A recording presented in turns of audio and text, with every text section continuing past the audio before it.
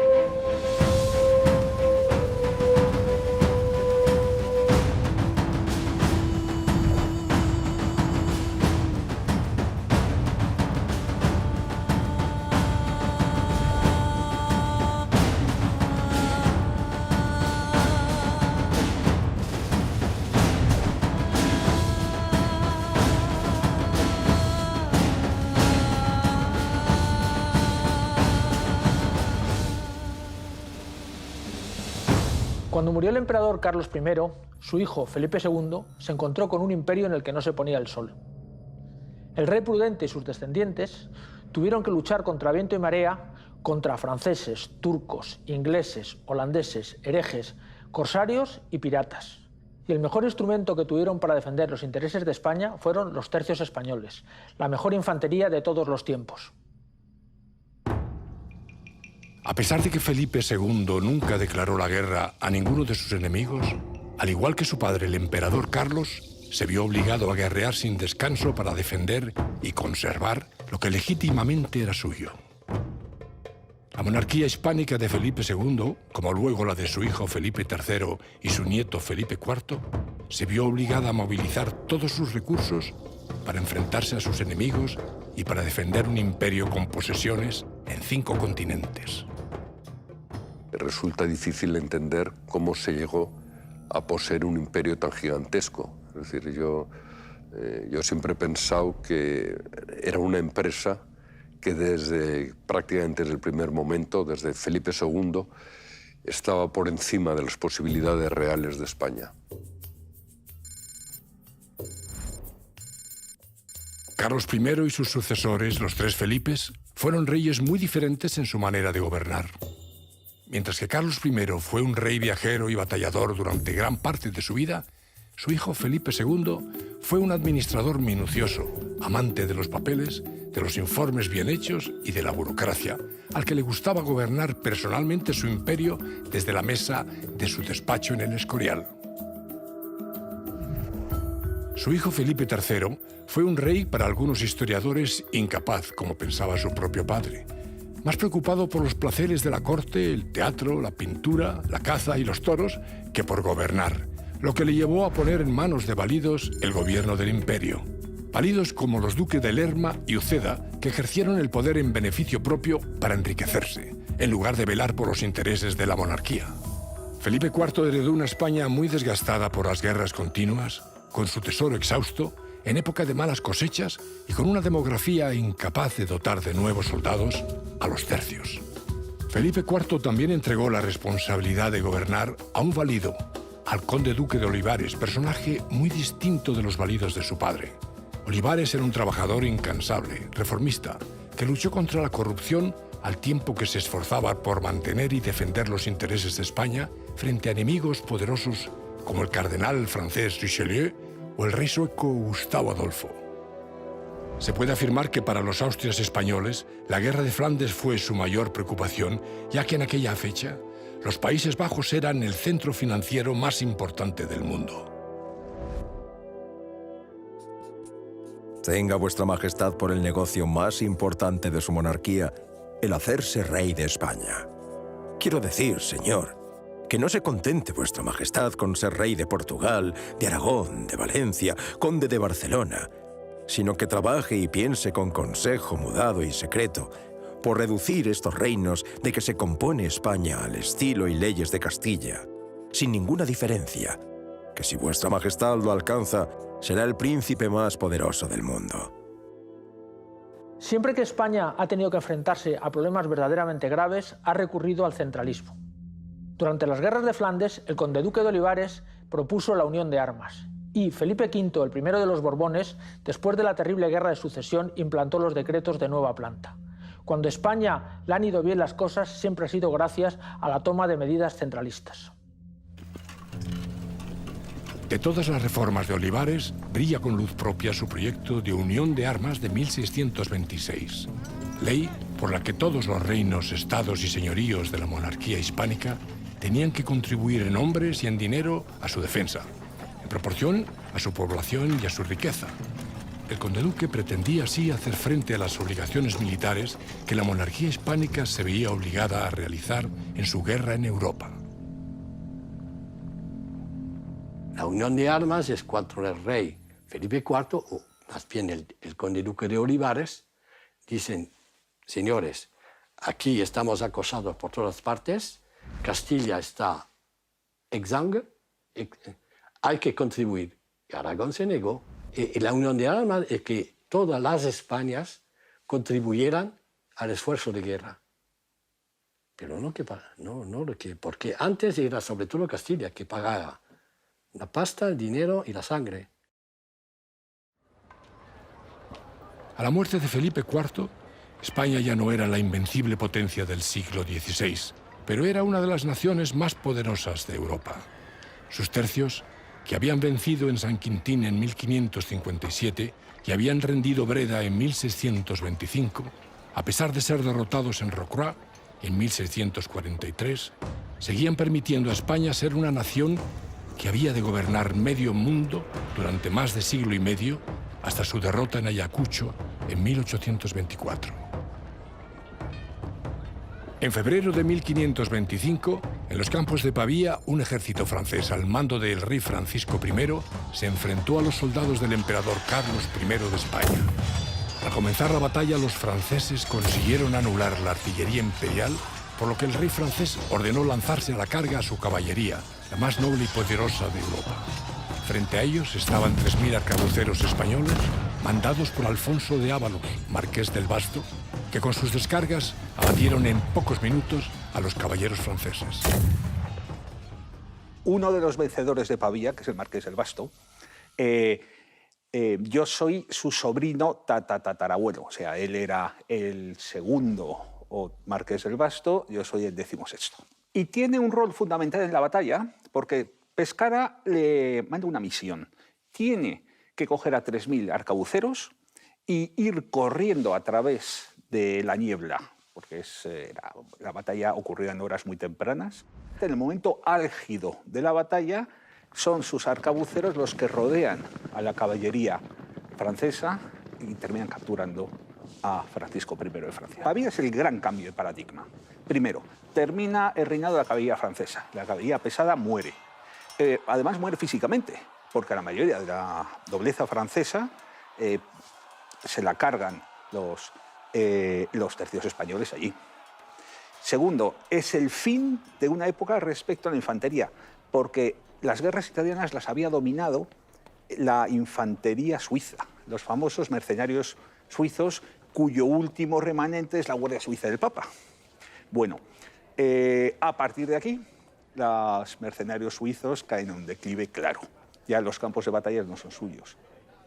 Y es el momento en el que el arcabuz y después el mosquete empieza a ser el rey de los campos de batalla y sobre todo la infantería española. La infantería española durante los siguientes 100 años va a dominar completamente cualquier campo.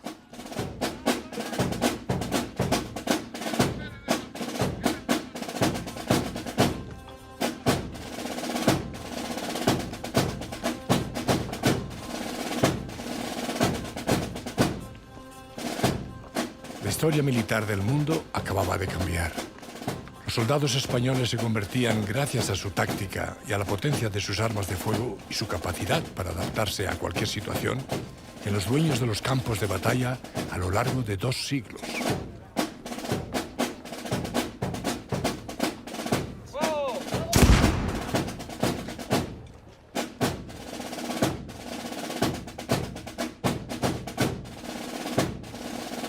El tercio era la unidad fundamental de la infantería española durante la Casa de Austria. Los 3 primeros tercios que se crearon fueron los tercios viejos de Sicilia, Milán y Nápoles en tiempo de Carlos I, seguidos de los de Cerdeña y de Galeras. Estos tercios estaban formados por soldados profesionales, muchos de ellos veteranos de mucha experiencia, dedicados en cuerpo y alma al servicio de las armas.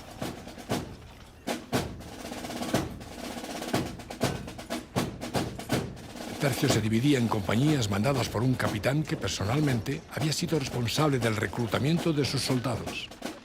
Los capitanes recibían una real cédula para poder reclutar directamente a sus hombres por pueblos y villas.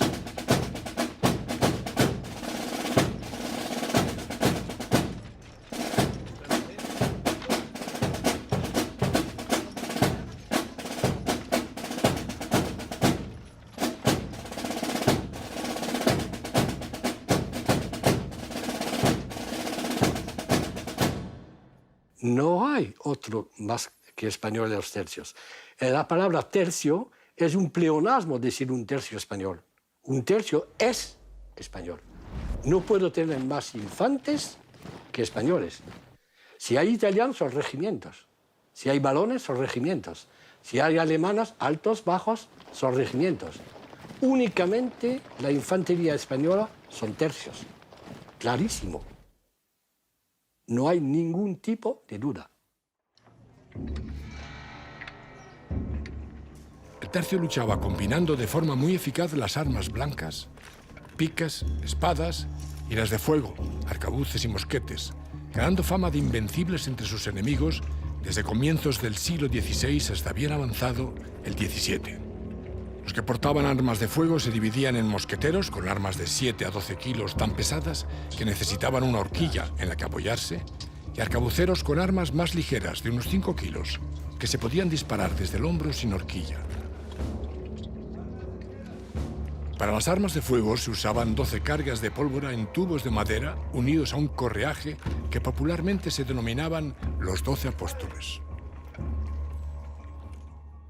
El arcabuz, evidentemente, no fue una invención española, pero los españoles fuimos los primeros que nos dimos cuenta de la potencialidad del arcabuz, de su letalidad, de su eficacia, y entonces se adoptó por los ejércitos de forma tan masiva que llegó a haber verdaderos problemas para encontrar soldados dispuestos a servir como piqueros, porque todos querían servir como arcabuceros. Otra especialidad eran los mosqueteros, pero el problema es que el mosquetero era un arma mucho más pesada, tanto que requería una horquilla para tirar con ella.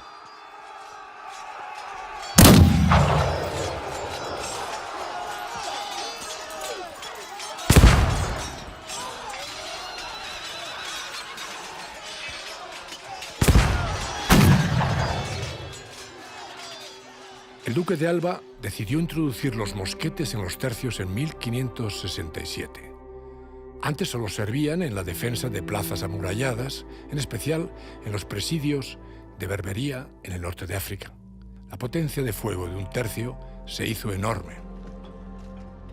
Los piqueros se distribuían en picas armadas que portaban los capitanes y los soldados más veteranos, los guzmanes, que siempre ocupaban las primeras filas y llevaban más protección: casco, peto y falderas de metal, seguidos de las picas secas que formaban las segundas filas del cuadro, que llevaban poca protección y eran los soldados con menor experiencia en combate. Normalmente lo iba mandando el sargento mayor, más que el maestre de campo, que el maestre de campo estaba más a ver qué ocurría y las órdenes que recibía. El sargento mayor iba levantado a caballo y llevaba los tambores a un lado y a otro. Silencio absoluto, nadie hablaba, ni se quejaba, ni los heridos. Y a golpe de tambor iba dando órdenes a los piqueros, a los mosqueteros, etcétera, etcétera. Era un arte, ¿eh? El mover las unidades militares en aquella época era un arte.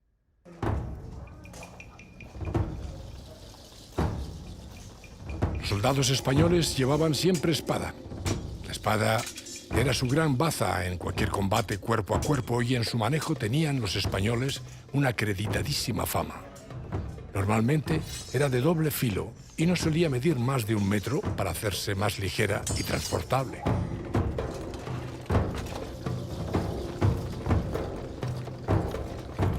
Cuando formaban para el combate, delante y a los flancos se situaban los arcabuceros y mosqueteros.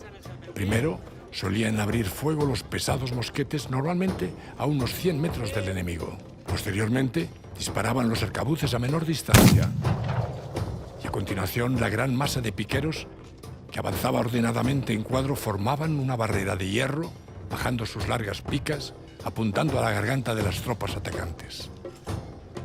Eran como un gigantesco erizo de acero, madera, fuego y cuero que maniobraban en el campo de batalla de forma aterradora.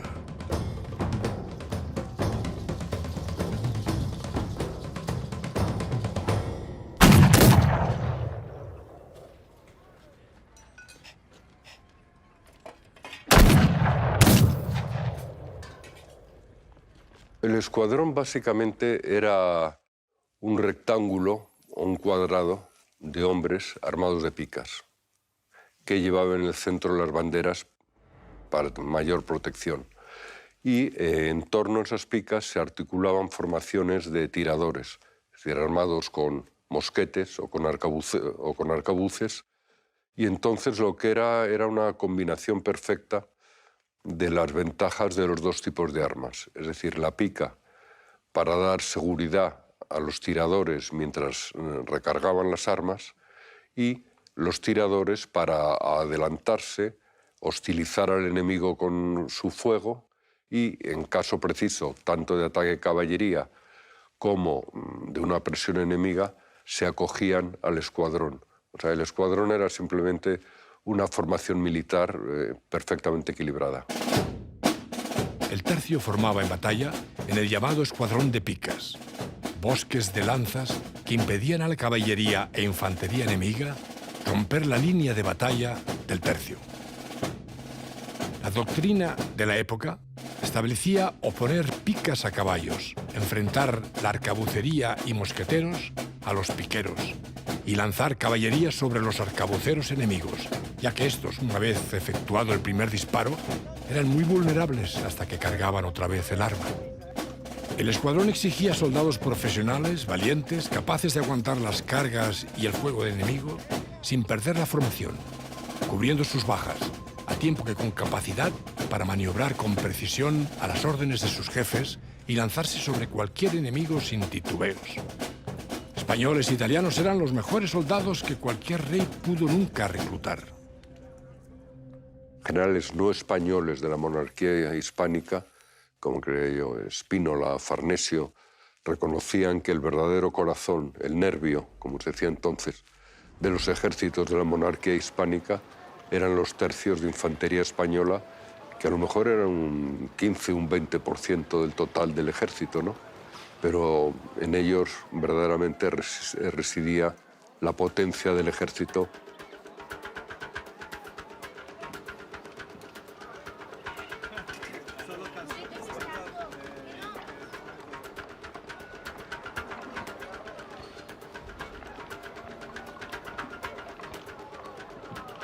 Todos los grandes maestres de campo entraron con 18 años. Soldado. Y de soldado raso, de bisonio, empezaron a ascender por méritos. Es cuando se imponen los méritos. Ese verso de Calderón que dice, no se mira de dónde nace, sino cómo procede, ¿no? La mayor república es, dicen, ¿no? República habla de igualdad de oportunidades. Y en ese sentido es el mérito. Oye, mira, ya puedes tener sangre real y tal. No, aquí lo que importa es cómo procede. La gente ascendía por méritos exclusivamente.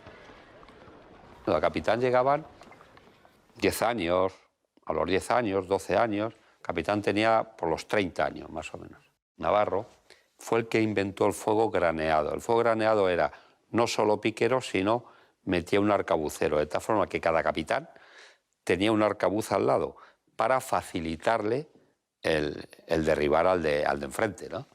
Y entonces había, la mitad eran piqueros, o como mínimo había cada dos un piquero para facilitar el combate este.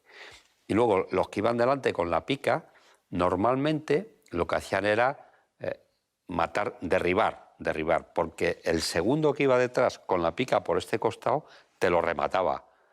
Y el tercero todavía tenía opción para que si veían cualquier movimiento, pinchase al que estaba ahí para que no te atacase las piernas. Los tercios españoles, gracias a esta forma de hacer la guerra, se convirtieron en los dueños imbatibles de los campos de batalla. El tercio español destacaba por su disciplina y presencia de ánimo en todo tipo de combates. Sus soldados luchaban por su honor, por su rey y sus banderas, por su España y por su fe católica. Había Dios, el rey y la nación. Todo cimentado por mi propia honra. Es decir, que sirvo a la nación sirviendo al rey, lo debo, es mi honra, y sirvo a Dios. Y a la Iglesia, a la Santa Iglesia Católica, Apostólica y Romana.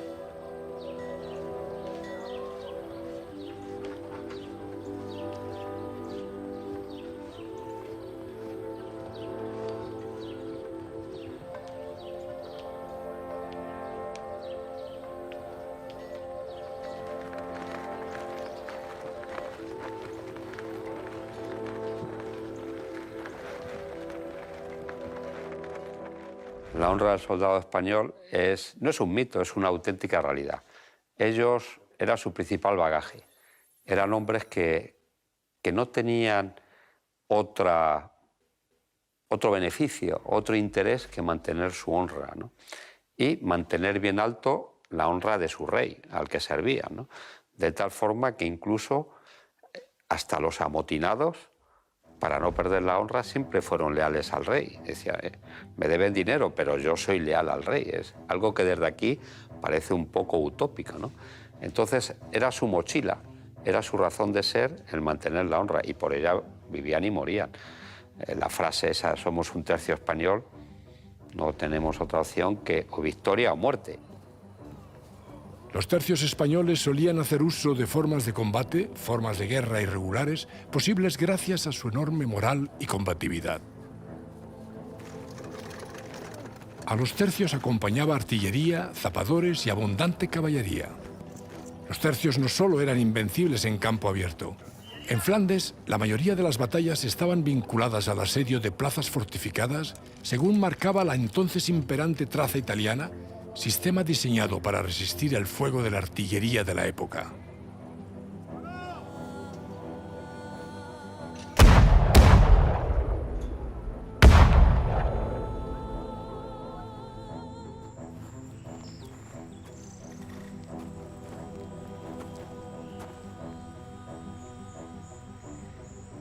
Si se trataba de un asedio, los tercios realizaban obras de atrincheramiento, túneles y todo tipo de construcciones para rodear la plaza y aproximar los cañones y minas a los muros hasta derribarlos, y así facilitar el asalto por la infantería.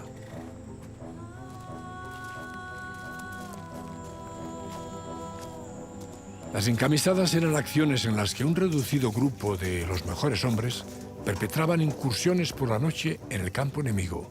Daban un golpe de mano armados tan solo con la espada y su daga, sin ninguna protección, ataviados con una simple camisa blanca, de ahí el nombre, para distinguirse de sus contrarios. Estos ataques provocaban el terror entre sus enemigos.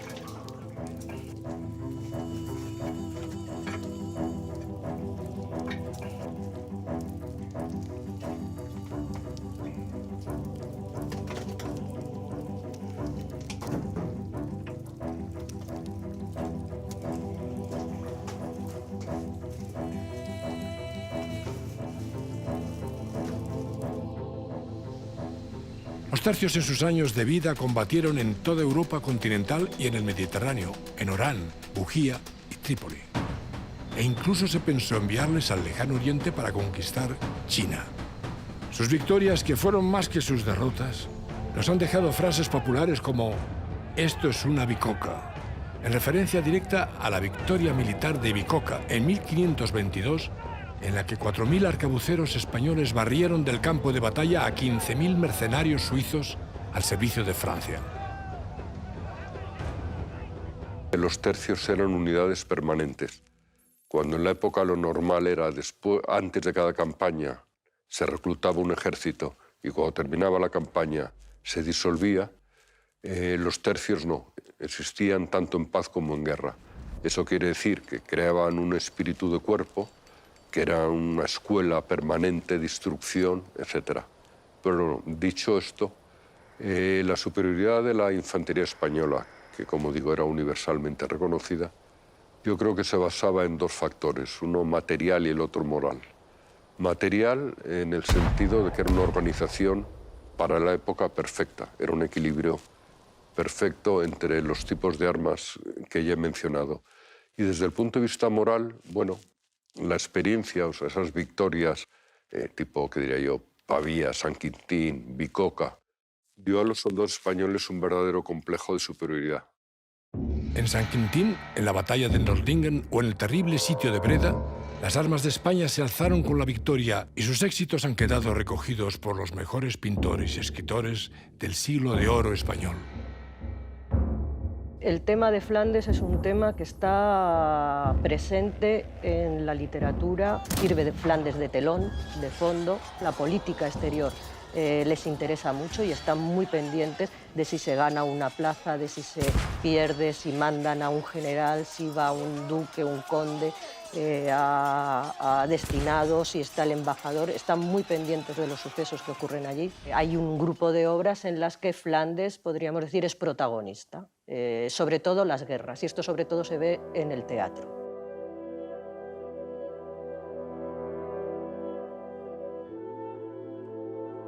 Una de ellas, sin duda, es el sitio de Breda de Calderón de la Barca.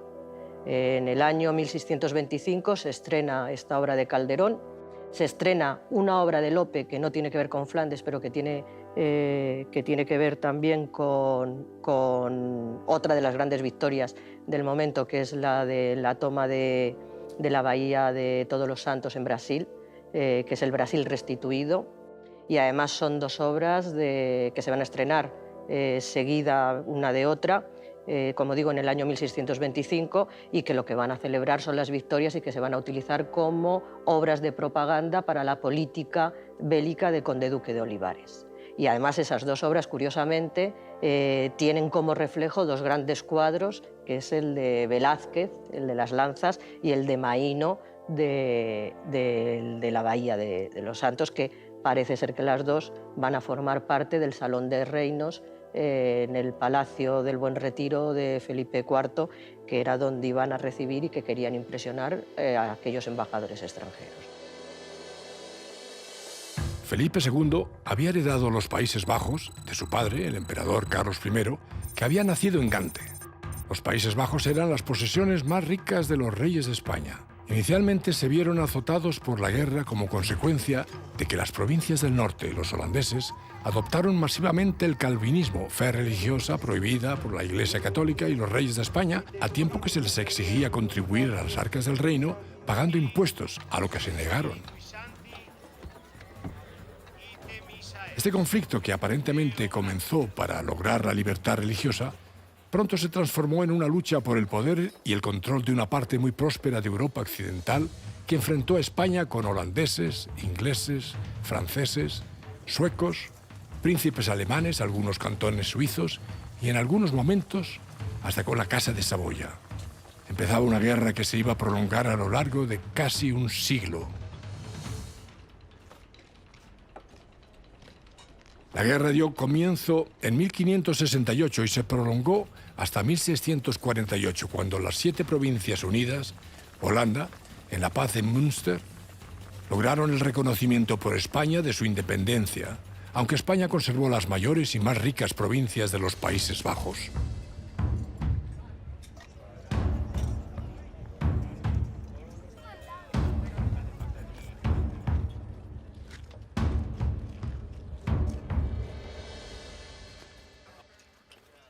La guerra de Flandes fue agotadora para la monarquía española, especialmente por la enorme distancia que separaba los campos de batalla de los Países Bajos del corazón de la monarquía hispánica.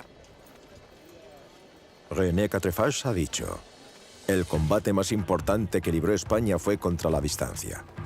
Richelieu afirmó ante su rey Luis XIII: no se puede dudar de que los españoles aspiran al dominio universal y que los únicos obstáculos que hasta ahora el presente han encontrado son las distancias entre sus dominios y su escasez de hombres.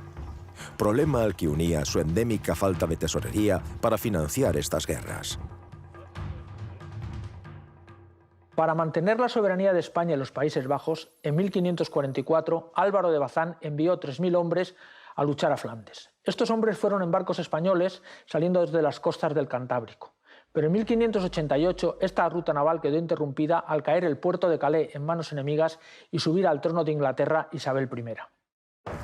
En 1563, el cardenal Granvela, para una futura visita que Felipe II pensaba hacer en Flandes, trazó una ruta terrestre que discurría entre Milán y los Países Bajos, pasando fundamentalmente por territorios propiedad de la corona española.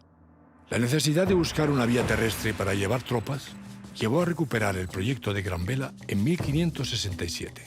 Nacía el camino español que a lo largo de cerca de 1.100 kilómetros iba a cruzar Europa de sur a norte, partiendo desde el milanesado para seguir por Saboya, Piamonte, el Franco Condado, Alsacia, Lorena, Luxemburgo, el Obispado de Lieja, hasta llegar a Namur y Bruselas. Nacía el primer trazado de El Camino Español.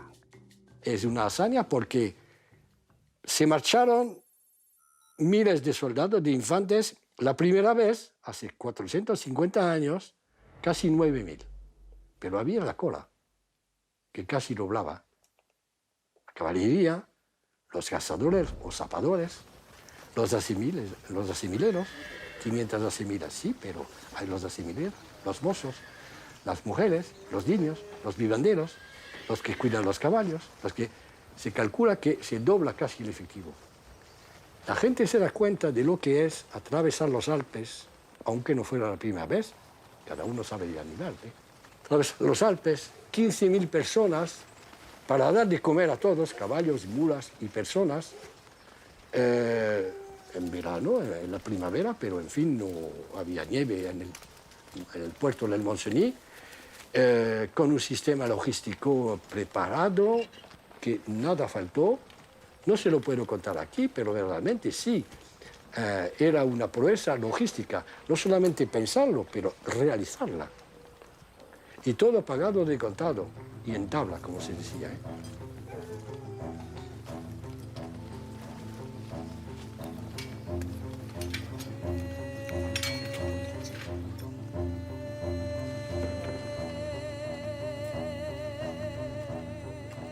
Más que un alarde logístico, yo creo que es un alarde estratégico, porque no solo era alimentar a las tropas, sino llevarlas, ¿no?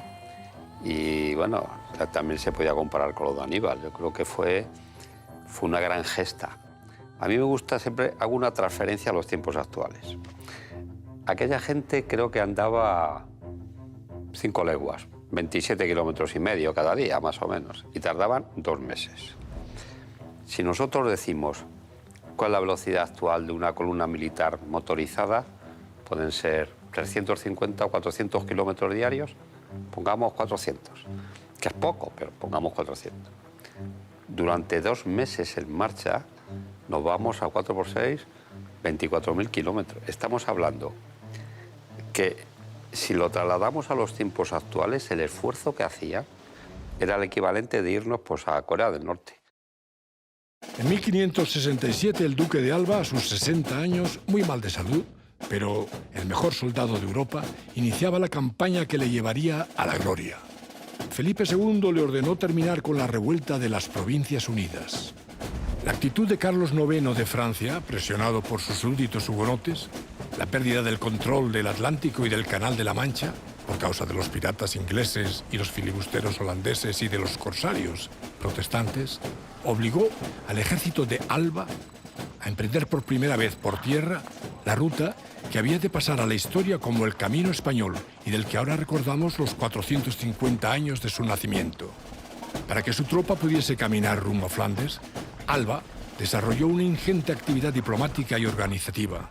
Durante todo el camino, la diplomacia y el dinero irán ganando la voluntad de los amigos de España, siempre recelosos de su poder y ansiosos por conseguir el oro español, para que abriesen sus puertas para el paso de los soldados de su católica majestad Felipe II.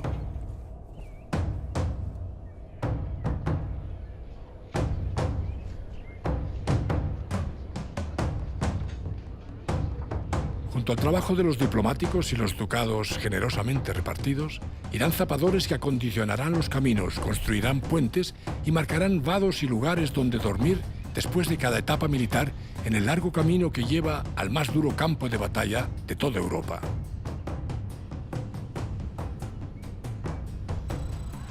En la plaza fuerte de Milán, las tropas de Flandes fueron acuarteladas. Los soldados veteranos de Italia, que llegaban desde la misma Lombardía, de Sicilia, Palermo, Messina y Nápoles, fueron sustituidos por soldados bisoños transportados por Andrea Doria en sus buques desde España.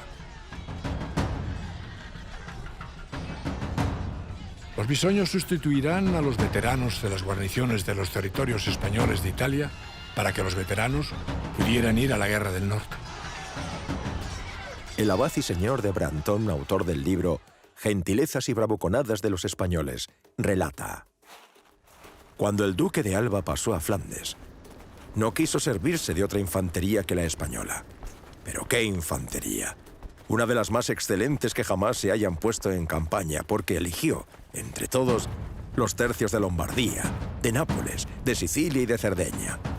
Y con esta selección formó un cuerpo de hasta 10.000 soldados, magníficos y bien provistos, sin la menor tacha ni en las armas, ni en el alarde del vestuario, ni en la calidad y virtud de los hombres.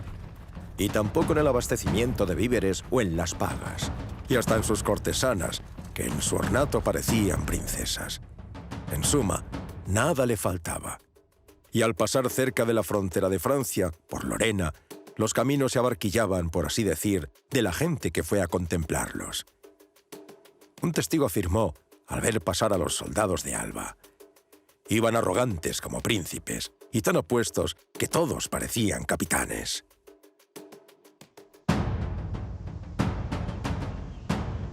Con Alba marcharán 4 tercios veteranos: Nápoles, Sicilia, Lombardía y Cerdeña, en total 49 compañías.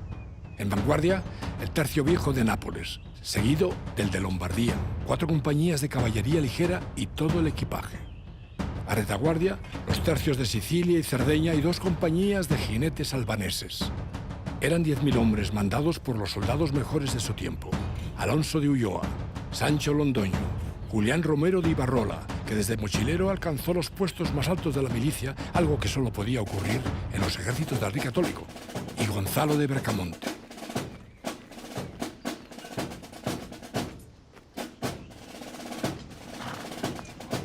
Alba llevará 4 carros por compañía, lo que hace un enorme tren de 150 carromatos con sus correspondientes animales de tiro, conductores e incluso por primera vez en la historia, los tercios llevaban un servicio sanitario con médicos y hospitales de campaña.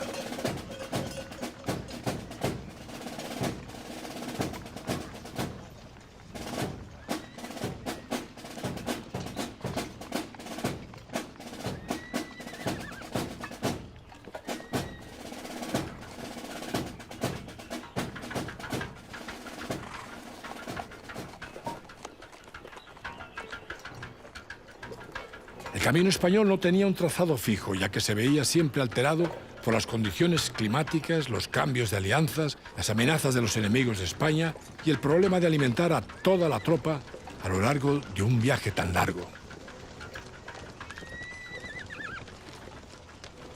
Los españoles marchaban con buena disciplina y a buen paso. Los 1.100 kilómetros del camino español los recorrerán en 48 días, aunque Alba, en su primer viaje, tardó 56, logrando López de Figueroa, en 1578, al mando de 5.000 hombres del tercio de Granada, curtidos veteranos, hacerlo en 32 días a pesar de ser pleno invierno. A estos imponentes ejércitos seguía una larga recua de civiles conocidos como la cola. ¿Qué era la cola? Era las familias.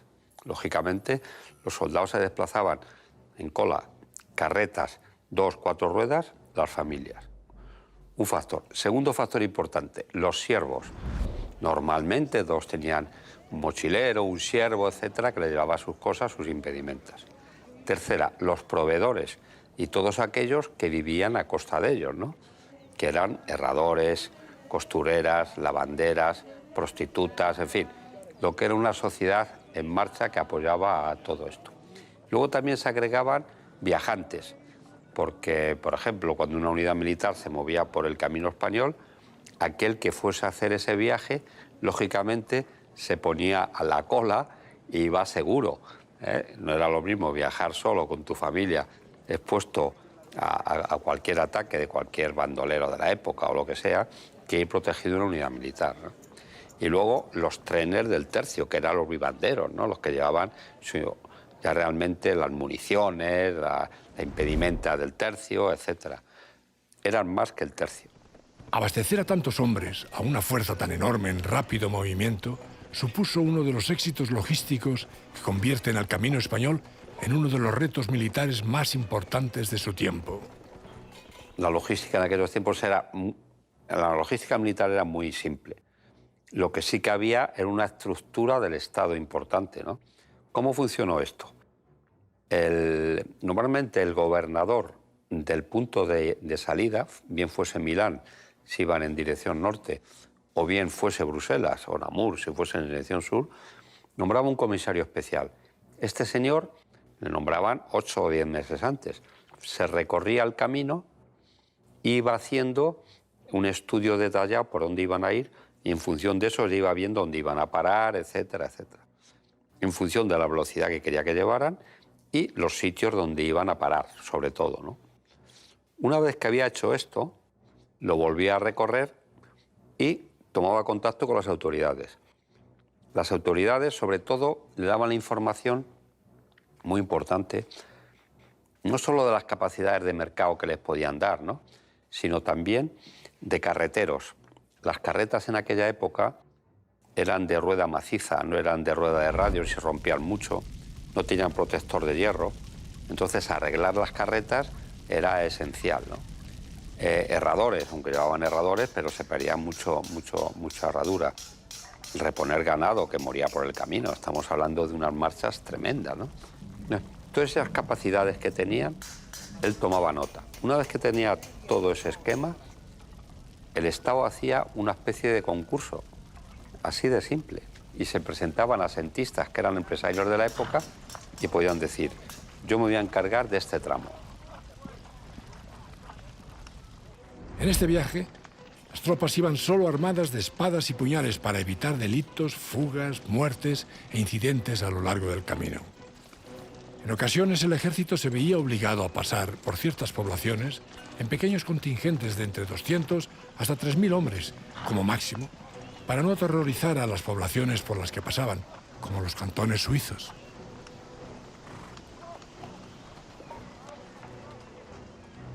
Diego García de Palacios dirá, cuando se hubiera de pasar por tierra de amigos, se vaya por los caminos reales y público, sin hacer daño, y que se pague todo lo que se tomare y gastare, porque de amigos no se conviertan y hagan enemigos, cosa que no siempre se conseguía. Los soldados vivían como podían, pobrecillos, ¿no? Porque había alojamientos. Los que iban por delante, los logistas o los empresarios, porque eran más empresarios que militares, pues contrataban los alojamientos que había, pero el alojamiento era a cubierto. Algo a cubierto y un catre, es decir, un establo con un catre, vale. Entonces, ¿cuántos se alojaban? Pues dependía la capacidad de cada pueblo, cada aldea, pero a lo mejor era un 15, un 20% aproximadamente, no más. Y lo pagaban, ¿eh? No lo pagaban mal, lo pagaban bien. Y el resto, pues ellos llevaban los típicos palos, lonetas, etcétera, y hacían las típicas cabañas, decían, ¿no? Chabolillas entre nosotros, ¿no? Aprovechando también un poco los carros, acolaban lonas, palos, etcétera, y dormían como podían.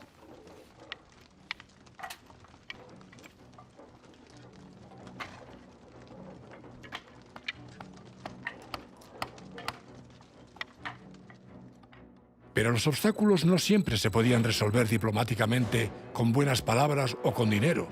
Pedro Enrique de Acevedo, conde de Fuentes, gobernador de Milán, en 1603, ante la amenaza que suponía la amistad de venecianos, franceses y grisones que amenazaban con cortar el camino español por el valle de Valtellina, paso obligado entre Lombardía y el Tirol, sin encomendarse ni a Dios ni al diablo, levantó en un tiempo récord el fuerte de Fuentes en una alta colina que aseguró el paso de los soldados españoles durante muchos años. En otras ocasiones hubo que abrir el camino por la fuerza, como hizo en 1633 el duque de Feria, forzando el paso por Lorena, venciendo a las tropas de Luis XIII de Francia. En 1634, el cardenal Infante recorrerá por última vez el camino español para hacerse cargo del gobierno de Flandes y derrotar a los suecos en la batalla de Nordlingen. En 1638, con la caída de la plaza imperial de Breisach, quedó definitivamente cortado el camino español, llegando a partir de 1643 los refuerzos por mar desde el Cantábrico hasta la pérdida en 1658 del puerto de Dunkerque, viaje que duraba 15 días. La guerra en Flandes duró de 1568 a 1609, con un parón bélico, gracias a la tregua de los 12 años que logró Felipe II, para seguir desde 1621 a 1648 hasta las paces de Westfalia y Münster. Este conflicto devoró durante más de 80 años el tesoro real para nada. Las Provincias Unidas se independizaron del imperio, logrando además las colonias que ya habían ocupado en las Indias Orientales. La batalla de Rocroi, el 19 de mayo de 1643, marcó un antes y un después en la legendaria historia de los tercios españoles. Fue una derrota parcial, en mitad de la Guerra de los 30 años, pero que rompió el mito de la invencibilidad de los españoles, aunque la derrota no fue tan abrumadora como la propaganda francesa ha hecho creer, dado que los tercios recuperaron otra vez Rocroi y siguieron igualmente combatiendo en Flandes durante la segunda mitad del siglo XVII. Hay que reconocer que Francia hizo una labor magnífica de propaganda y de publicidad, exagerando la importancia de Rocroi. O sea, en España, Rocroi no se vivió en su momento como una catástrofe irrecuperable. La prueba es que no lo fue. Y claro que queda muchísimo imperio, ¿no? Queda prácticamente todo. Es decir, Italia estaba intacta, se mantenían los Países Bajos, por supuesto, estaba toda América, Filipinas con las islas adyacentes, o sea, no solo el archipiélago filipino en sí. Es decir, que tras Rocroi, España siguió siendo el imperio más grande del mundo de la época, vamos, sin duda. Bajo el reinado de Carlos II, el hechizado, continuaron los ataques franceses para acabar con lo poco que quedaba del Flandes hispánico. Mediante la paz de Aquisgrán en 1668, España volvía a perder varias plazas en la región. 5 años más tarde, Luis XIV propuso intercambiar Flandes por el Rosellón y la mitad de la Cerdaña, comarcas perdidas al norte de los Pirineos, pero Carlos II se negó en redondo, lo que significó el estallido de una nueva guerra. Con la paz de Utrecht se puso fin a la guerra de sucesión y Felipe V se convirtió en el primer rey de España. El pretendiente al trono español pasó a ser rey y emperador del Sacro Imperio Romano Germánico y recibió, al firmar la paz, los territorios de Flandes que hasta entonces eran españoles. Como consecuencia de todo esto, en 1704, el nuevo rey de España, Felipe, disolvió definitivamente a los tercios.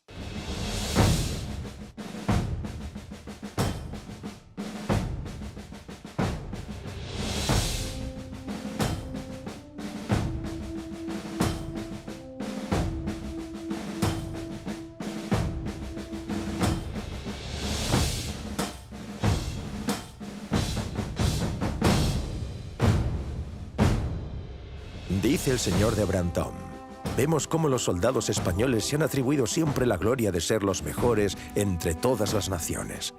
Y, por cierto, no les falta base para tal opinión y confianza, porque a sus palabras las han acompañado los hechos.